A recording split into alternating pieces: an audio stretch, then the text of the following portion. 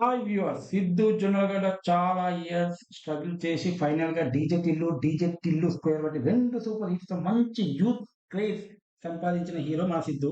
మధ్యలో జాకీతో కొంచెం జాకీ కిందికి దించిన తెలుసు కదా అనే మూవీతో ఈ రోజు మన ముందుకు వచ్చాడు. నీరజ కోన డెబ్యూ డైరెక్షన్ లో రాశి ఖన్నా, శ్రీనిధి హీరోయిన్స్ తో వచ్చిన ఈ మూవీ మరి సిద్ధు స్టార్డమ్ ను పెంచిందా, తగ్గించిందా చూద్దాం.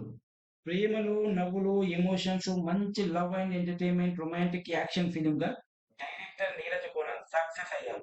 Especially interval and climax scenes అయితే యూత్‌కు మంచి కనెక్ట్ అయితే మెసేజ్ ఇచ్చే విధంగా ఉన్నాయి. ఎక్కడ కూడా మూవీ బోర్ రాకుండా ఫ్యామిలీ, యూత్ ఎంటర్‌టైనర్‌గా క్రియేట్ చేశారు. సిద్ధు తన ఎమోషనల్ కామెడీ టచ్‌తో ఇరగదీశారు. హర్ష కామెడీ టైమింగ్ అయితే సూపర్‌గా వర్కౌట్ అయింది. కొంచెం నాని, నిన్ను కోరే మూవీ టచ్ ఉన్నా ఓవరాల్‌గా మూవీ కొత్త అనుభూతినిస్తుంది.